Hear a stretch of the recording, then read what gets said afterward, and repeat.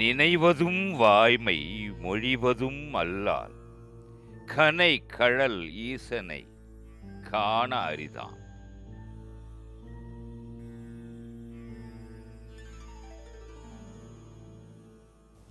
திருமூல திருமந்திரத்தில் 2 நல்ல வரிகள் இருக்குது. என்னென்ன?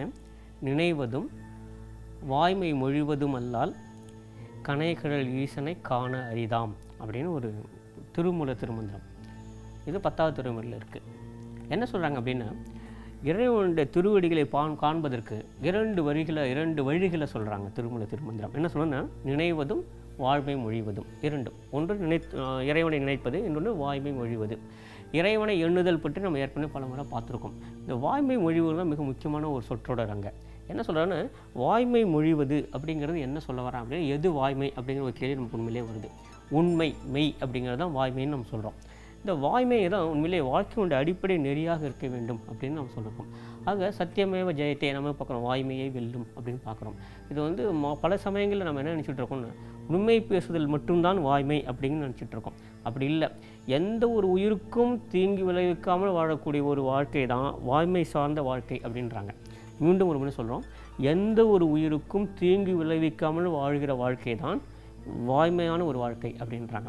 ஆக யாருக்கெல்லாம் ஒரு துன்பத்தை நீக்குகிற ஒரு செயலை செய்கிறோமோ அது உண்மையிலே வாய்மையான செயல்னு திருக்குறள் கூட சொல்லுது. திருக்குறள் கூட என்ன சொல்லுது அப்படின்னா, நம்மளுடைய செயலின் காரணமாக யாரையான ஒருவருக்கு ஒரு தீங்கு போகும், அவங்களுக்கு ஒரு கஷ்டம் போகும் அப்படின்னா அது பொய்யாக இருந்தாலும் பரவாயில்ல, அது வாய்மை தான் அப்படிங்கிறார். சரியா? பொய்மையும் வாய்மை எடுத்து புறைத்திருந்த நன்மை பயக்கும் வினை அப்படிங்கிறாரு. அதாவது இதன் காரணமாக யாருக்கான ஒரு நன்மை கிடைக்கும் என்று சொன்னால் அதில் ஏதேனும் ஒரு பொய் இருந்தால் கூட அதுவும் வாய்மை தான் அப்படிங்கிறாங்க திருக்குறளில். ஆக என்ன சொல்கிறாங்க அப்படின்னா, யாரேனும் ஒரு இன்னலை என்னால் தீர்த்து வைக்க முடியும் அப்படின்னா, யாரோ ஒரு கஷ்டத்தில் இருக்காங்க, யாரோ பிரச்சனை இருக்காங்க, அவங்களுக்கு அந்த கஷ்டத்தை வந்து அவங்க ஒரு விடுதலை கொடுக்குற மாதிரி நான் ஒரு காரியம் செய்கிறேன் வச்சுங்களேன். இது மாதிரியான வாழ்க்கை தான் வாய்மை சார்ந்த வாழ்க்கை அப்படிங்கிறாங்க. ஆக வாய்மை மொழிவது என்ன அப்படின்னா, அப்படியே உண்மையை சொல்கிறது மட்டும்தான் அப்படின்றாங்க. இந்த உண்மையை கூட பல பேர் ரொம்பவுமே சுருக்கிக்கிட்டாங்க. என்னென்னு, இன்றைக்கி காலையில் என்ன சாப்பிட்டேன் அப்படின்னா, நான் என்ன சாப்பிட்டோம் அதை தான் சொல்லணும், அதை மாற்றி சொல்லிட்டேன்னா பொய். அப்படி இல்லை. அவங்க ஏதோ கேட்குறாங்க, நான் ஏதோ பதில் சொல்கிறேன், அதில் பொய் வந்தால் பரவாயில்லை. ஆனால் உள்ளம் முழுக்க பொய்யை வைத்துக்கொண்டு கேட்குற கேள்விக்கு மட்டும் உண்மையான பதில் சொல்லிட்டு போகிறதில்ல வாய்மைங்கிறது. வாய்மைங்கிறது அது மிக மிக மிக உயரிய ஒரு ஸ்தானத்தில் இருக்கக்கூடியது. அது என்ன சொல்லுதுன்னா, யாருக்கும் தீங்கு விளைவிக்காமல் என்னால் வாழ முடியும் அப்படி சொன்னால் முதல் படி. அது யாருக்கும் தீங்கு விளைவிக்காமல் வாழ முடியும், அது முதல் படி. அதற்கு மேலே 2வது படி இருக்கிறது. எத்தனை பேருக்கு என்னால் நன்மை செய்ய முடியுமோ அத்தனை பேருக்கும் நன்மை செய்கிறேன் அப்படிங்கிறது 2வது படி. இந்த 2வது படியை கடந்தது தான் வாய்மைங்கிறது. 2 விஷயம் பார்க்குறோம். பொதுவாக மிக பெரும்பாலோர் அப்படி தான். யாருக்கும் எந்த ஒரு கஷ்டமும் இல்லாமல் தான் இருக்கிறோம், தன் தொழில் இருக்கிறது, தன்னுடைய வருமானம் இருக்கிறது, தன்னுடைய குடும்பம் இருக்கிறது, வாழ்ந்து கொண்டு இருக்கிறாங்க இல்லைங்களா? அது ஒரு நிலை, மிக நல்ல நிலை. அதுக்கு அடுத்து இன்னொரு நிலை என்னென்னா, இது மாத்திரமே போதாது. நான் என்னுடைய வாழ்க்கையை மட்டுமே பார்த்து கொண்டு போனால் போதாது, பிறருடைய கஷ்டங்களையும் பார்க்குறேன், பிறருடைய பிரச்சனைகளை பார்க்குறேன். முடிஞ்ச வரைக்கும் தீர்த்து வைக்கிறதுக்கு என்னால் என்ன பண்ண முடியுமோ அந்த அளவுக்கு பண்ணுறேன்னு வச்சுங்களேன். அதுதான் வாய்மை சார்ந்த வாழ்க்கை அப்படின்றாங்க. யோசித்து பாருங்களேன், நம்ம முன்னால் என்னென்ன விஷயங்கள்லாம் இருக்குது அப்படின்னா, சொந்த வீடு இருக்கிறது, அதுக்கப்புறம் தேவையான அளவுக்கு பணம் இருக்கிறது, ஒரு நல்ல வேலை இருக்கிறது, நம்மளால் மிக நிச்சயமாக 10 ரூபாய் 20 ரூபாயோ 100 ரூபாய் பிறருக்காக செலவு செய்ய முடியுங்கிற ஒரு நிலைமை நமக்கு இருக்கிறது வச்சுங்களேன். இப்போ செய்யணும். அதுதான் வாய்மை. வாய்மைங்கிறது அப்படி தான் வருது. வாய்மை தனக்குள்ளே ஒரு உலகத்தை வைத்துக்கொண்டு தனக்குத்தானே வாழ்வது மட்டுமே இல்லை அப்படிங்கிறாங்க. பிறருடைய இன்னலை தீர்ப்பதற்காக நான் என்ன செய்தாலும் அதுவும் வாய்மை சார்ந்த விஷயம்தான்.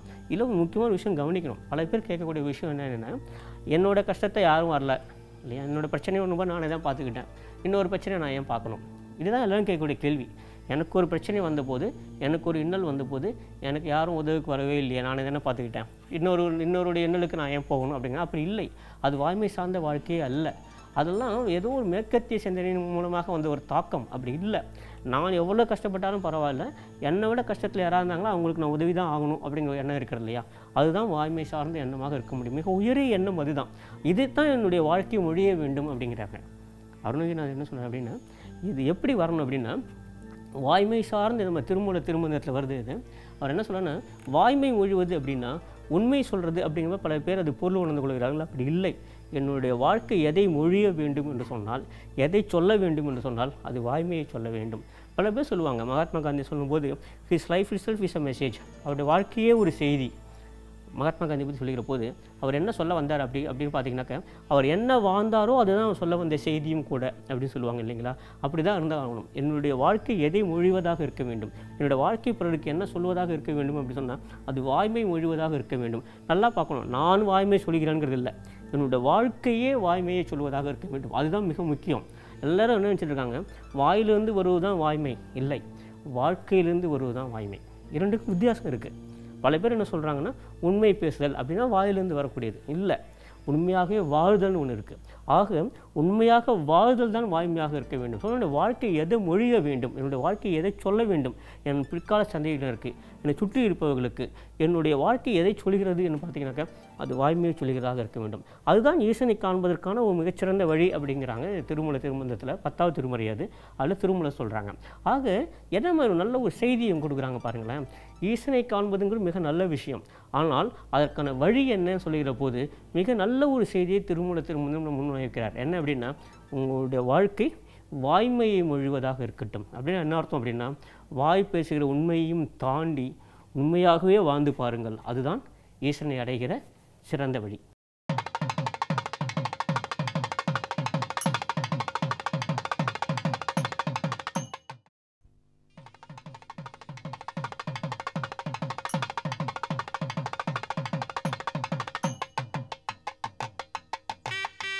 ஆதியும் அந்தமும் இல்லா ஜோதி வடிவானவன், சுந்தர ரூபன், சந்திர பிறை அணிந்தவன், சாட்சாத் பரமேஸ்வர், திருக்குடந்தை என்று போற்றப்படுகின்ற கும்பகோணம் திருத்தலத்திலே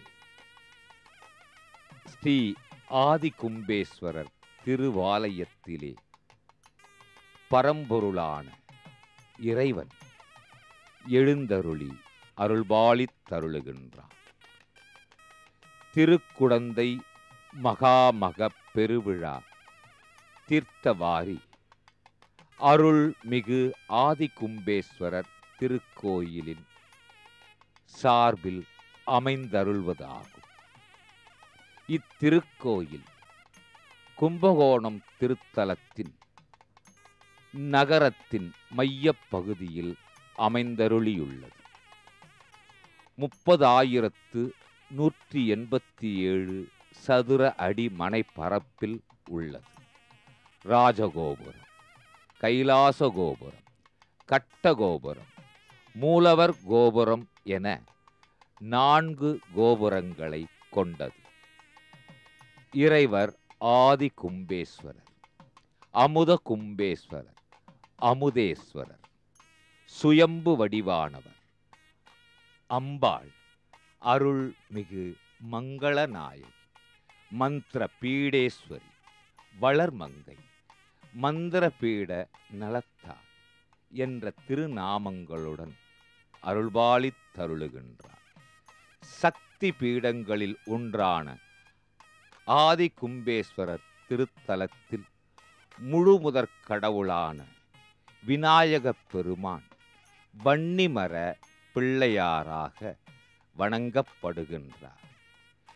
இத்திருத்தலத்தில் மந்திர பீடத்தில் அம்பிகை விளங்குவதால் இறைவன் தம்முடைய 36,000 கோடி மந்திர சக்திகளையும் அம்பாளுக்கு வழங்கியதாலும் அதே நேரத்தில் தமக்குரிய 36,000 கோடி மந்திர சக்திகளையும் சேர்த்து 72,000 கோடி மந்திர சக்திகளுக்கு அதிபதியாக அருள் பாலித்திருப்பதால் மந்திர பீடேஸ்வரி என்று அம்பாள் அழைப்பதால் இங்கே அனைத்து ஜீவராசிகளும் தெய்வத்தின் கருணையினால் அற்புதமாக பழகுகின்றன.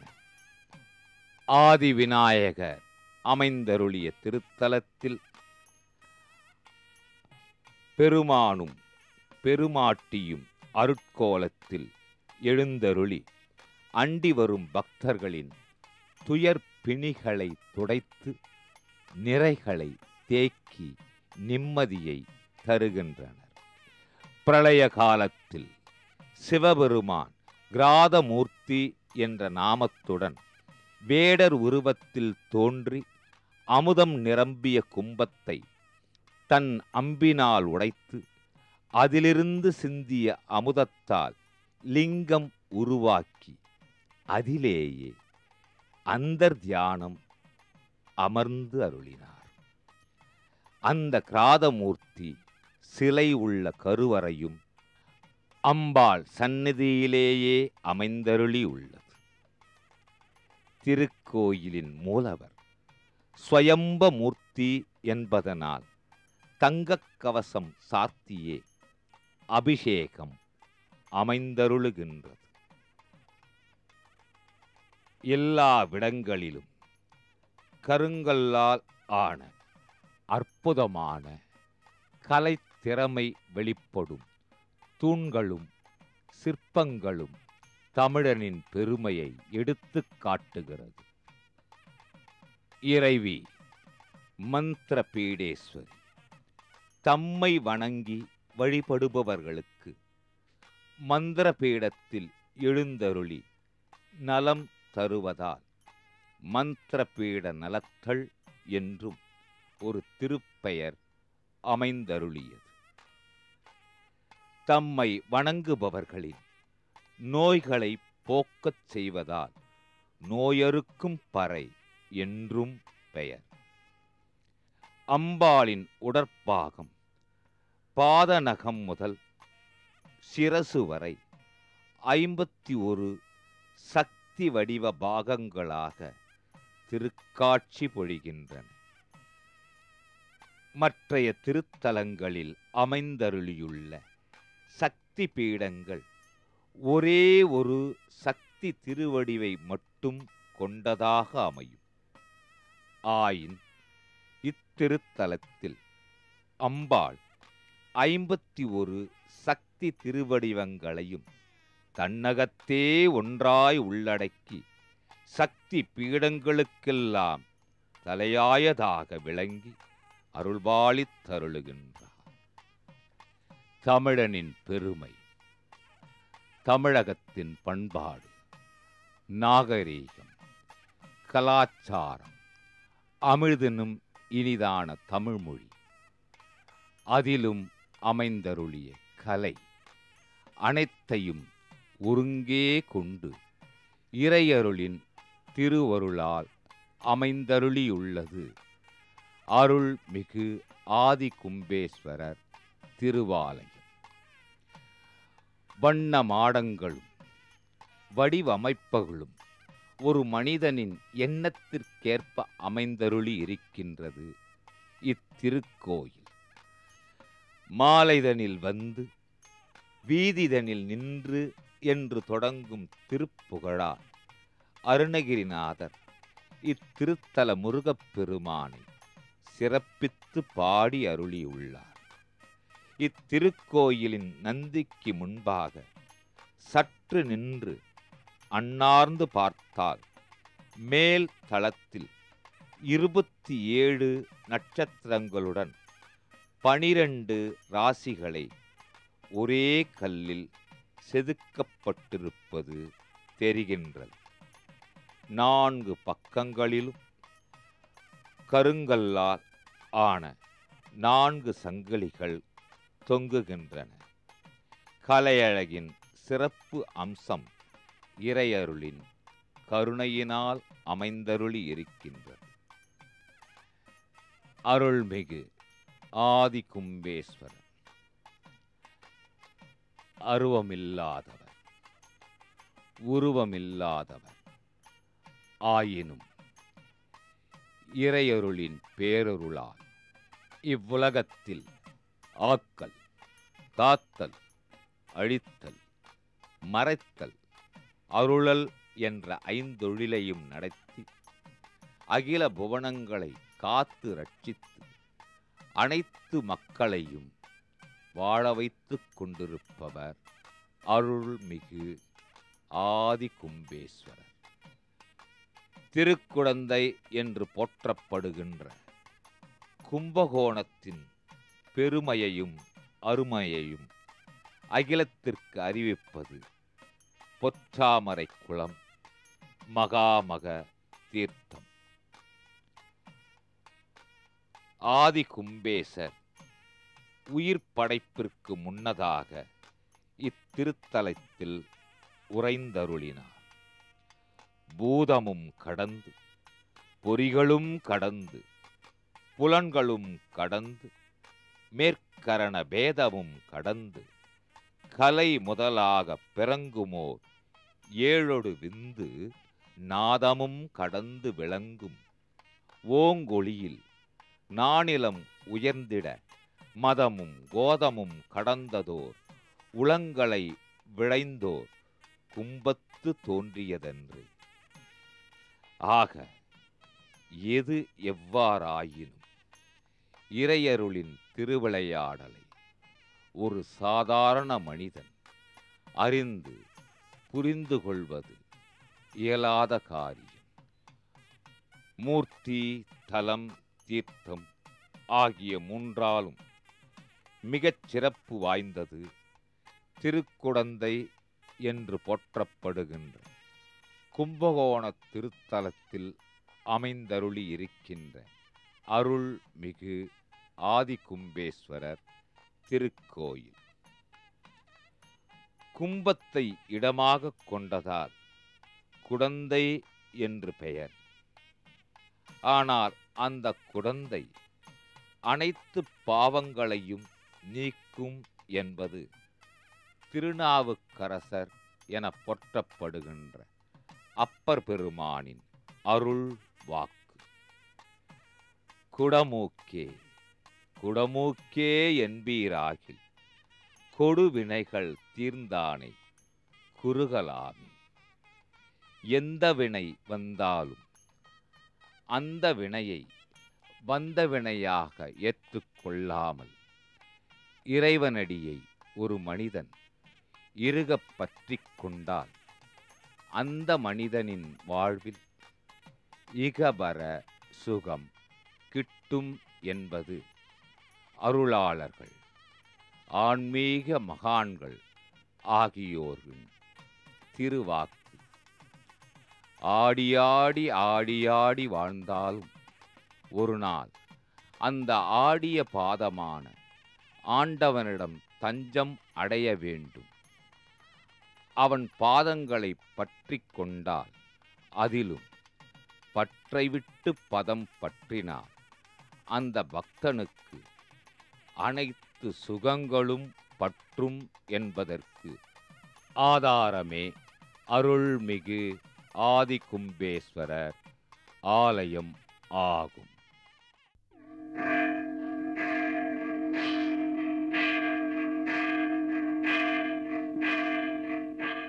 ஞானக் குரவர்களில் ஒருவர் அப்பர் பெருமான். குடந்தை கீழ்க்கோட்டம் என முத்திரை பெற்றுள்ள பதிகங்கள் அனைத்தும் அப்பர் பெருமானால் பாடப்பெற்றவை. அவை குடந்தை அருள்மிகு நாகேஸ்வரப் பெருமானை குறிப்பதாகும். அருள்மிகு நாகேஸ்வரர் திருக்கோயில் புராதன சிறப்பை கொண்டுள்ள திருக்கோயில். கிழக்கு நோக்கியுள்ள உயர்ந்த ராஜகோபுரம். கதிரவன் வழிபட்ட திருத்தலம்.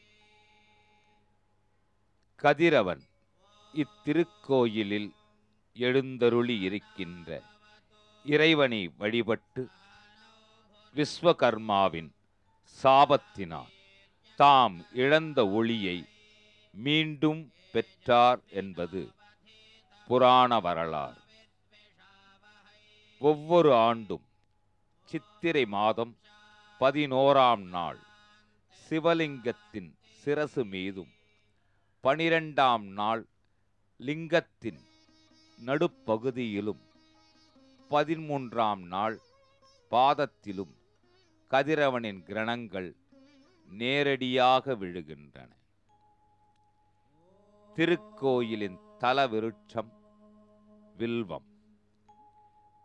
சிவபெருமான் வேடுவ உருவம் தாங்கி அமுத கும்பத்தை உடைத்தபோது அதில் இருந்த வில்வம் இத்திருத்தலத்தில் விழுந்து ஓர் லிங்கமாக தோற்றமானது. வில்வம் விழுந்த இடம் வில்வவனம் என்ற பெயரை பெற்றது. இறைவனுக்கு அருள்மிகு வில்வவனநாதர், அருள்மிகு நாகேஸ்வரர் என்ற திருநாமங்கள் அமைந்தருளியுள்ளன. இறைவியின் திருநாமம் பிரகன் நாயகி என்று போற்றப்படுகின்ற அருள்மிகு பெரிய நாயகி.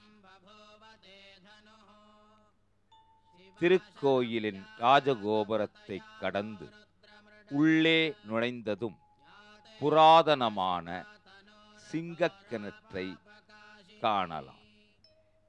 இது சிங்க தீர்த்தம் என்று பெயர் பெறுகிறது. முன்புற கோபுர வாயிலை கடந்ததும் இடதுபுறத்தில் உள்ளது நாகத்தீர்த்தம். திருவாதிரை திருநாளில் இத்தீர்த்தத்தில் நீராடினால் பலன் பெறலாம். இத்திருக்கோயிலில் எழுந்தருளி இருக்கின்ற ஸ்ரீ நடராஜமூர்த்தி, சிவகாமேஸ்வரி இரு விக்கிரக திருவடிவங்களும் குடந்தையின் மற்றைய திருவாலயங்களில் உள்ள அனைத்தையும் விட மிக பெரிய வடிவங்களாகும். இவற்றின் ஒப்பற்ற எழில் வனப்புகளும் தெய்வீக கலை அம்சங்களும் காலத்தால் விலை மதிக்க முடியாதவை. அருள்மிகு நாகேஸ்வரர் திருக்கோயிலில் அருள்மிகு நடராஜ பெருமானின் தனியான விமானக் கோவில் காட்சியளிக்கிறது. இது அற்புதமானதோர் கலைப்படைப்பு.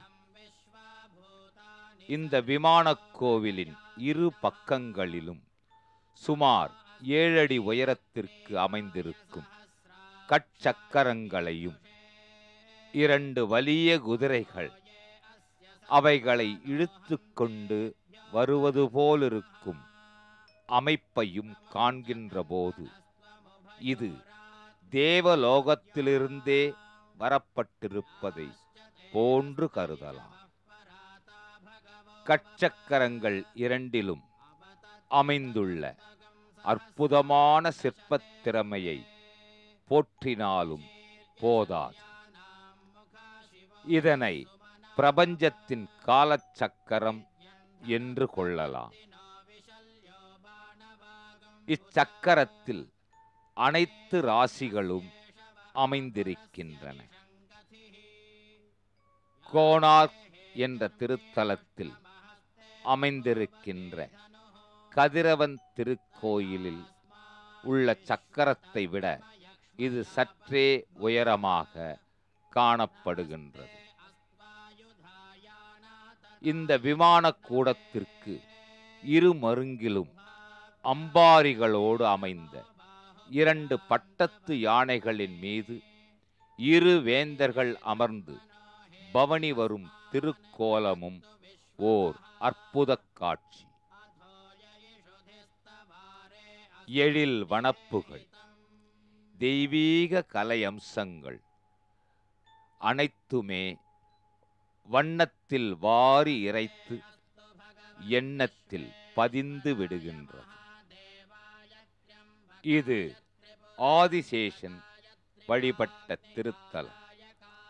நாகங்களின் தலைவன் ஆதிசேஷன் நீண்ட காலம் பூமியை தாங்கி, அதனால் ஆதிசேஷனுக்கு தளர்ச்சி ஏற்பட்டது.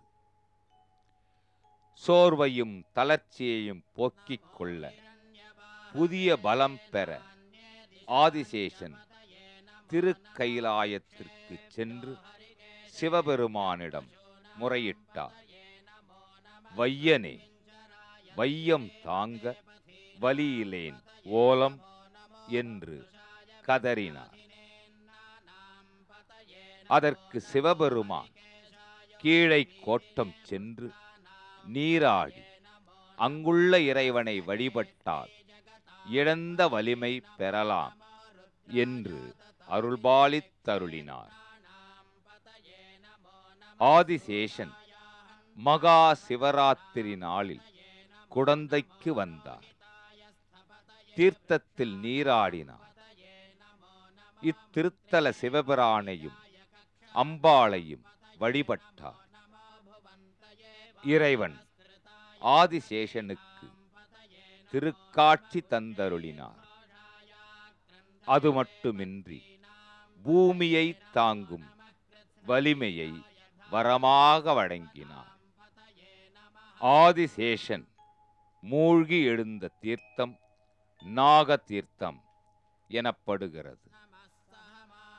மகா சிவராத்திரி அன்று ஆதிசேஷன் முதல் காலத்தில் கும்பகோணம் அருள்மிகு நாகேஸ்வரரையும், இரண்டாம் காலத்தில் அருள்மிகு திருநாகேஸ்வரம் நாகநாதரையும், மூன்றாம் காலத்தில் திருப்பாம்புரம் அருள்மிகு பாம்புரேஸ்வரரையும், நான்காம் காலத்தில் நாகை அருள்மிகு நாகேஸ்வரரையும் வழிபட்டு பெரும் பேரும் நல்ல உடல் நலமும் பெற்றான்.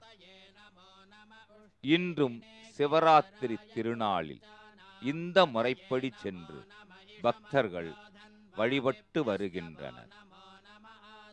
மன வலிமை, உடல் வலிமை குறைந்திருக்கும் சமயம் இத்திருத்தல இறைவனை வழிபட மனநலம், உடல் நலம் பெருகும் என்பதில் ஐயமில்லை. ஞானப்பால் உண்ட சீகாழி பிள்ளை திருஞான சம்பந்த பெருமான் அடியார்கள் புடைசூழ இத்திருக்கோயிலுக்கு வருகை தந்து இறைவனை தரிசித்தார். இதனை சேக்கிழார் பெருமான் அற்புதமாக பாடுகின்றார். வந்தணைந்து திருக்கீழ் கோட்டத்து இருந்த வான் பொருளை சிந்தை மகிழ்வுற வணங்கி திருத்தொண்டன் செல்வார் அந்தணர்கள் புடை சூழ்ந்து போற்றி சைப்ப அவரோடும் கந்தமலர் பொழில் சூழ்ந்த காரோணம் சென்றடைந்தார். கருவறையில் எழுந்தருளியிருக்கின்ற மூலவப் பெருமானுக்கு ஆதிசேஷன் குடையாக அமைந்துள்ளது சிறப்பாக அமைந்திருக்கின்றது. பிரளய காலத்து அமிர்த கும்பத்தோடிருந்த வில்வதளங்கள் சிதறி வீழ்ந்திருந்த இடத்திலே ஏற்பட்டிருந்த சிவலிங்கம் ஓர் அற்புத திருமேனியாகும். ஆதிசேஷன் பூஜித்து வழிபட்டமையால் இத்திருத்தல மூர்த்திக்கு அருள்மிகு நாகேசுவரர் என்ற திருநாமம் நிலைப்பட்டது. இத்திருக்கோயிலில் எழுந்தருளியிருக்கின்ற அம்பாள் சன்னதியில் அம்பாளை தரிசித்த பின்னரே அங்குள்ள சப்த மாதாக்களையும் தரிசிக்க வேண்டும். அருள்மிகு நாகேஸ்வரர் திருக்கோயிலில் அற்புதமான அருள்மிகு துர்க்கை திருக்காட்சி பொழிகின்றார். ஓம் காத்யாயனாய வித்மஹி கன்யகுமாரி தீமகி தன்னோ துர்க்கி பிரஜோதயாத். இத்திருக்கோயிலில் ஸ்ரீ பகவத் மகரிஷியின் தனிச்சன்னதி அமைந்தருளி இருக்கின்றது. கும்பகோணத்தில் அமைந்திருக்கின்ற ஸ்ரீமடத்து வீதியில் ஸ்ரீ பகவத் விநாயகர் எழுந்தருளியிருக்கின்றார். பகவத் படித்துறை என்று ஒன்றும் கும்பகோணத்தில் இருக்கின்றது. ஆக ஸ்ரீ பகவத் மகரிஷி ஸ்ரீ பகவத் விநாயகர், பகவத் படித்துறை அனைத்துமே ஒரே திருத்தலத்தில் நிகழ்ந்திருப்பதை தரிசிக்கின்ற போது இறைவனின் திருவிளையாடலை எண்ணி வியக்காமல் இருக்க இயலாது. அருள்மிகு நாகேஸ்வர சுவாமி திருக்கோயிலில் மற்றொரு அற்புத திருவிளையாடலை அறிந்து கொள்ளலாம். இத்திருக்கோயிலில் மிக பழமையான ஜுரகேஸ்வர சுவாமி சன்னதி உள்ளது. எத்துணை காய்ச்சல் அடித்தாலும், அது மிக கடுமையாக இருந்தாலும், இந்த சுவாமிக்கு அபிஷேகம் செய்து மிளகு ரசம் பருப்பு துவையல் நிவேதனம் செய்து வில்வ அர்ச்சனை செய்து திருநீற்று பிரசாதத்தை உட்கொண்டால் அந்த காய்ச்சல் நின்று போகும் என்பதற்கு அநேக உதாரணங்கள் அறிய முடிகின்றது. திருக்கோயிலின் உள்ளே அற்புதமான கல்வெட்டுகள் வரலாற்று சுவடுகளாக, சரித்திர சான்றுகளாக அமைந்திருக்கின்றது. அதிலும் சமணர் காலத்து சிலைகளும் பெண் தெய்வ சிலைகளும் சிற்ப பெருமையை எடுத்து காட்டுகின்றது. திருக்கோயிலில் அமைந்தருளியிருக்கின்ற பல பல தெய்வங்கள் பக்தி சுவையுடன் திருவருள் பொழிகின்றன. இத்திருக்கோயிலின் இறைவன் அருள்மிகு நாகேசரின் திருவுருவம் லிங்க வடிவமானது. ஆவுடையார் மிக பெரியது, லிங்கத்தின் வானம் சிறியது. இத்திருக்கோயிலில் மற்றொரு சரித்திரத்தை தெரிந்து கொள்ளலாம். ஸ்ரீ பாடகச்சேரி ராமலிங்க சுவாமிகள் என்பவர் ஒவ்வொரு நாளும் பிட்சை எடுத்து திருக்கோயிலுக்கு திருப்பணி செய்ததாக கூறப்படுகின்றது. அருள்மிகு நாகேஸ்வரர் திருக்கோயில் அற்புதமான தெய்வாம்சத்தையும் அழகான கலையம்சத்தையும் பக்தி சுவைக்கு சரித்திர சான்றுகளையும் படைத்திருக்கின்றது. இறைவனான நாகேஸ்வரர் கர்ப்பகிரகத்திற்கு முன்னர் எழுந்தருளி இருக்கின்றார் விநாயகப் பெருமான். அவ்விநாயகப் பெருமானின் திருநாமம் ஸ்ரீ கங்கை கொண்ட விநாயகர். இப்பெருமான் தென் திசையில் எழுந்தருளியவர் அல்ல என்பது ஓர் குறிப்பாக தெரிவிக்கப்படுகின்றது. இப்பெருமானின் திருவடிவுக்குள் அமைந்திருக்கின்ற அனைத்து தெய்வாம்ச விஷயங்களும் ஓர் அற்புத தெய்வீகத்தை தெரிவிக்கின்றது. கங்கை கொண்ட விநாயகப் பெருமான்.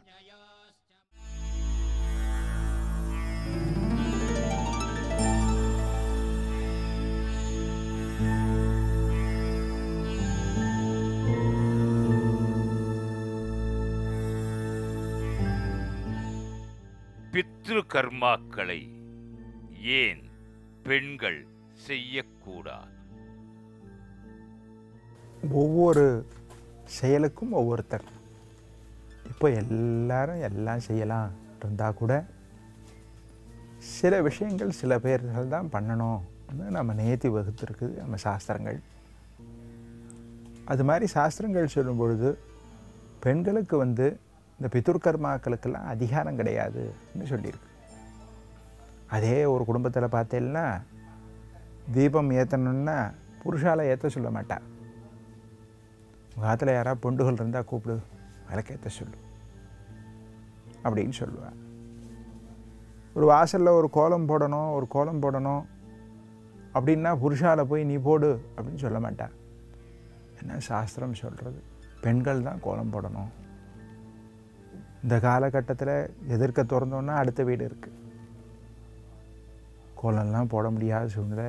அப்படி இருந்தாலும் கூட ஒரு ஸ்டிக்கராவது அந்த இடத்துல ஒட்டி வைக்கணும். ஏன்னா ஒரு கிரகம் இருந்ததுன்னா கோலம் அவசியம் இருக்கணும். இதெல்லாம் மங்களம். அதாவது நமக்கு செல்வங்கள் மகாலட்சுமியுடைய கடாட்சம் கிடைக்கும். அதுக்கோசரம் அவசியம் கோலம் போடணும். அந்த கோலம் போடணுன்னா ஸ்திரீ தான் செய்யணும்.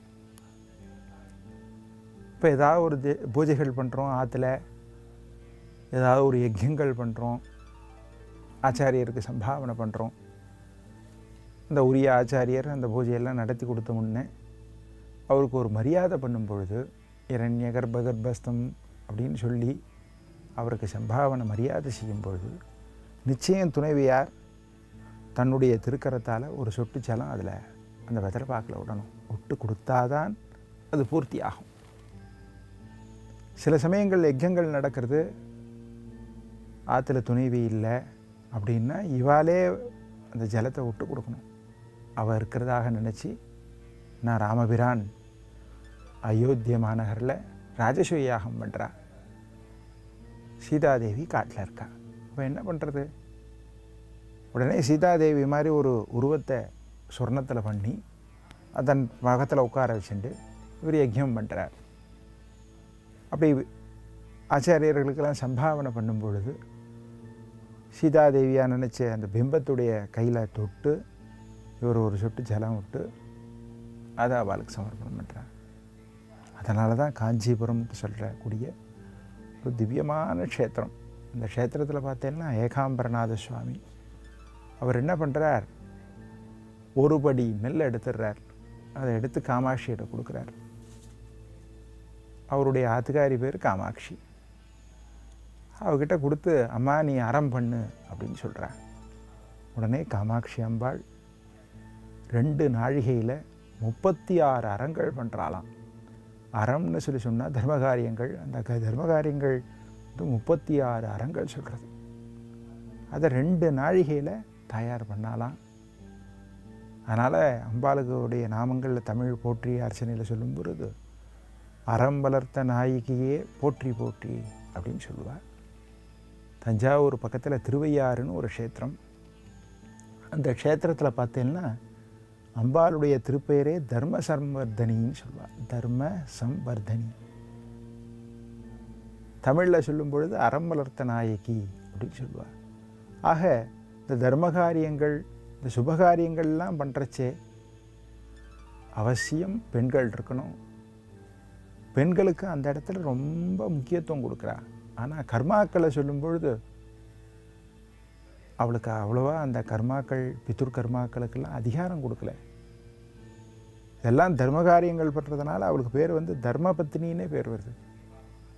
ஆனால் பிதுர் கர்மாக்கள்ன்றது புருஷால் தான் செய்யணும்.